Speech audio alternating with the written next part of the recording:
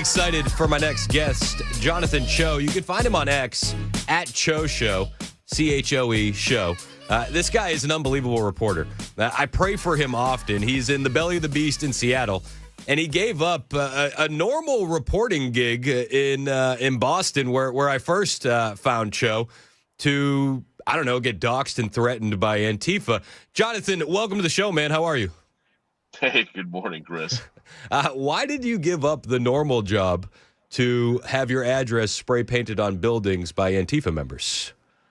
Well, I think you said it. It's just too normal, right? I need to have crazy and chaos, and that's the beat I'm on in Seattle. And I've been here doing it for the past almost 6 years now. And look, the Pacific Northwest is a different animal. I know your audience is primarily in Tennessee, and I'm from the East Coast, and my friends from Boston, they don't believe what's going on either, even to this day. My industry colleagues, because they're covering vanilla corporate news. And I'm like, guys, this is what President Trump's been talking about when he was talking about the enemy from within. And I'm talking about Antifa and the far left activists who want to destabilize America and usher in a violent revolution. And that's what I need to be covering and exposing now as an investigative journalist. And I think that's why you're such an important follow on X, again, at Choe Show, CHOE Show.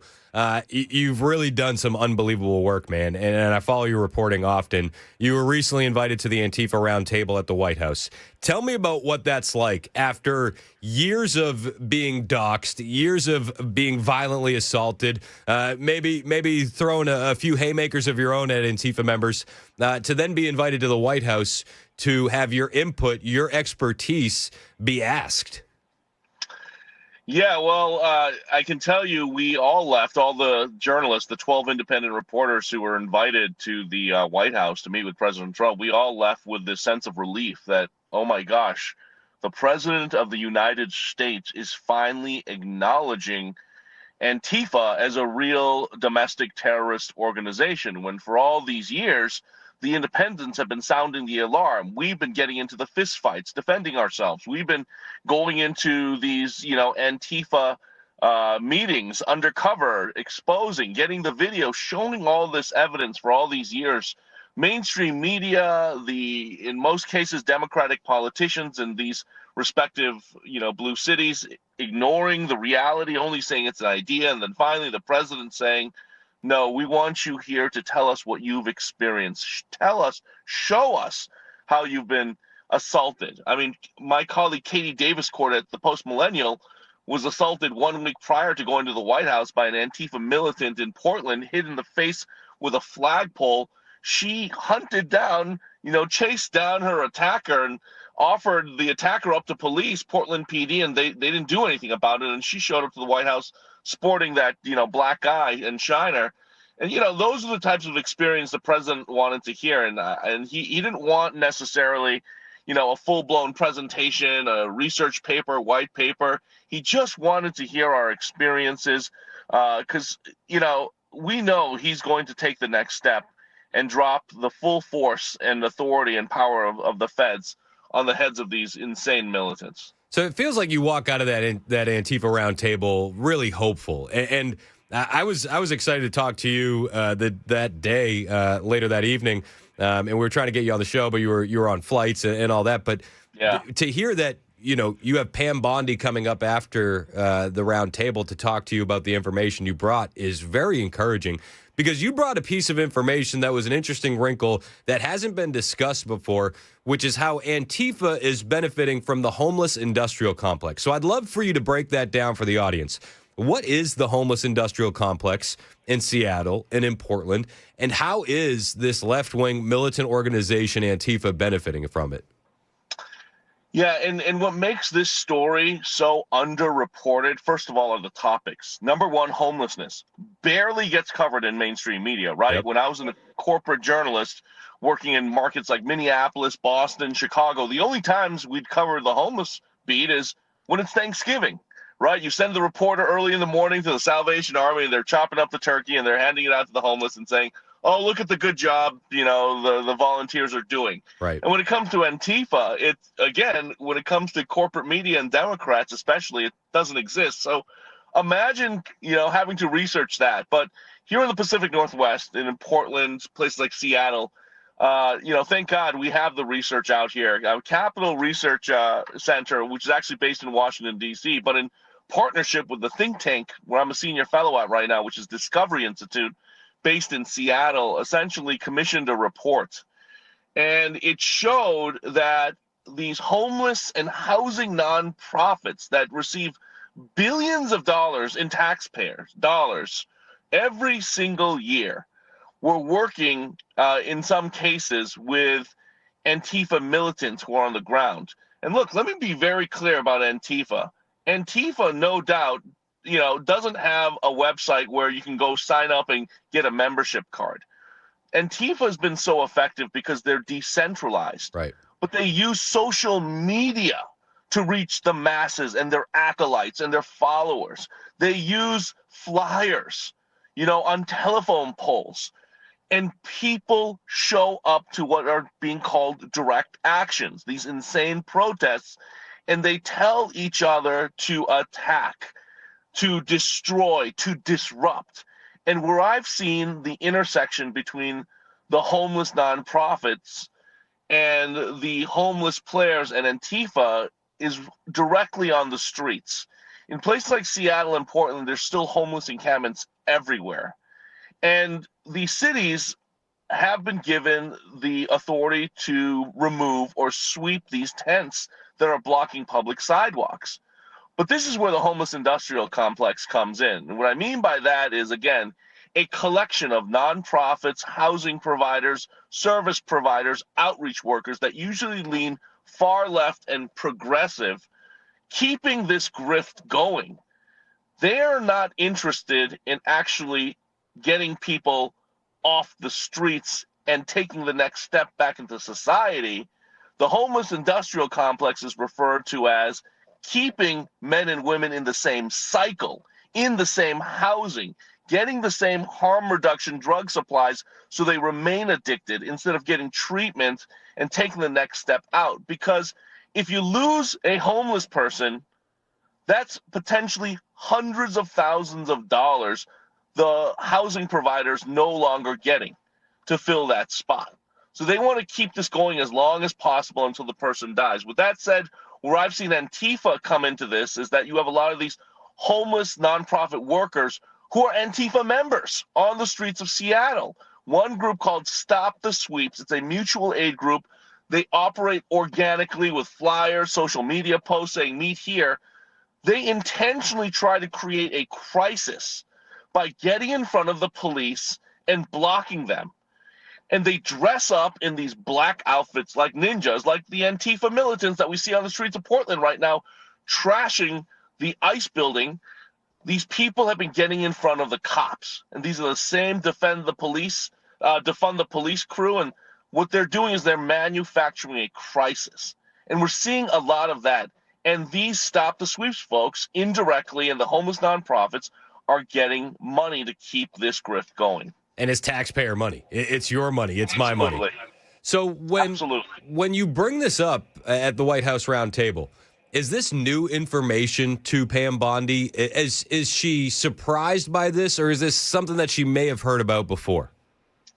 Look, she may have heard it in passing, but she was surprised because afterwards she personally came up to me, and that I was like, wow, AG Bondi, pleasure to meet you. But she came up to me and said, I want a copy of that research report. We need to find out ultimately who is behind the mask of Antifa. We need to go after the funding.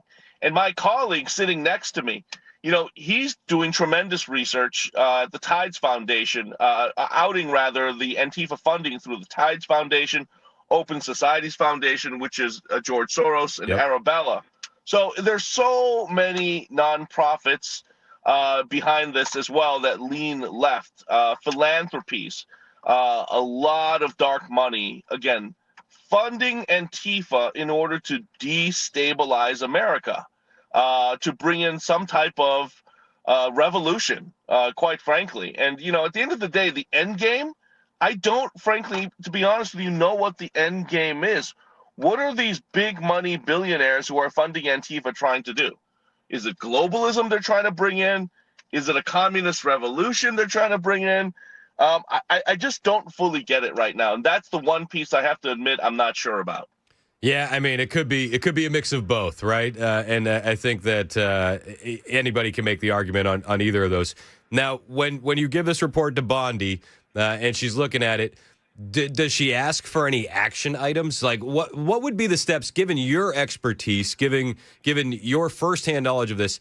If you had the full weight of the federal government behind you, what are the first steps you would take to address this head on?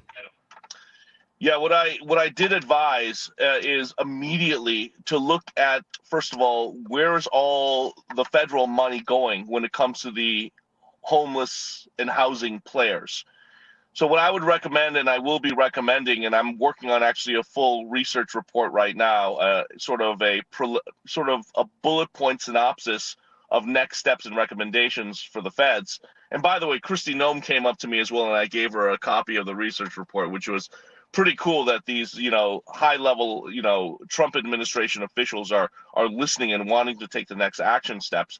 But basically what I would be saying is you have to examine where all the money for housing is going right now through HUD, right? The U.S. Department of Housing and Urban Development, and to start connecting the dots. And again, as a journalist, my job is to report on what's happening on the ground, but then I have researchers on my team who will be sort of, laying out all the finer details on what to do next. But again, we have to start figuring out where all of this homeless money is going, scrutinizing the organizations getting the money.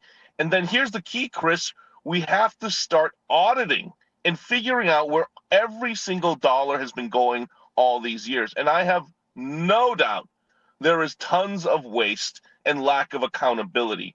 And in that space of waste and lack of accountability, that's where the Antifa funding, I believe, is going. I mean, it's truly incredible, though, where we had an administration just 9 months ago that was saying that this is an idea, this isn't a real group, this isn't a real thing, and now you have Kristi Noem and Pam Bondi asking you for your input and your expertise. I mean, it's got to be a bit more hopeful than you've been in a while.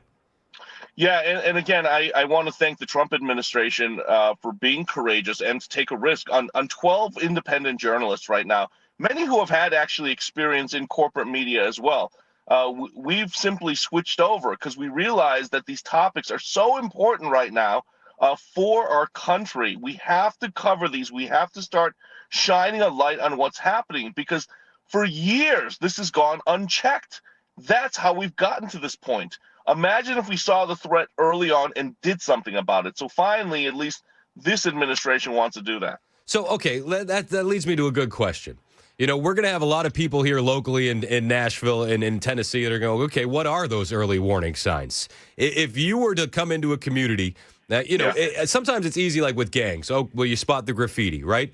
But if you're looking for a left-wing militant organization that is setting up shop, how do you notice that? What are the red flags? What are the warning signs that they're taking root in your community? Well, first of all, look for the signs that actually say Antifa, direct action. Those are showing up and pretty obvious in places like Seattle and Portland, despite what, mainstream media says. But the warning signs that I see is when you go out to these protests and their tables recruiting for socialist groups, for communist groups, for the Democratic Socialists of America. I want to be very clear. That is an offshoot of the Democrats, but is more of the far left, progressive, radical left wing.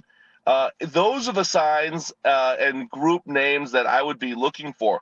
Look also online. You're going to see a lot of recruitment on Instagram, on Blue Sky now. That's where all the leftists have gone.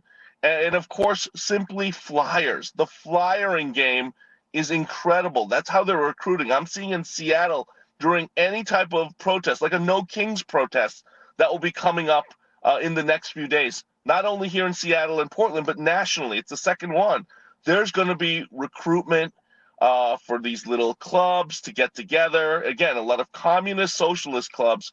And that's where the Antifa violence planning begins. So look out for those types of signs. We're talking with Jonathan Choe. He's an amazing journalist. He works with Frontlines and Turning Point USA. He's also a senior journalism fellow at the Discovery Institute. What can the average citizen do to help you guys out? How can the average citizen make a difference in this fight, John? Look, especially talking to your audience in a place like Tennessee, and then even my industry friends, and in Boston. If these signs are popping up too on college campuses, these are popping up at your local cafe.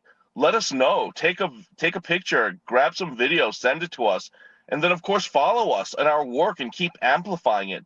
That's all we can ask at this point, because if more people know and see for their own eyes, then mainstream media, our politicians, our power players in this country, they can't deny what's happening.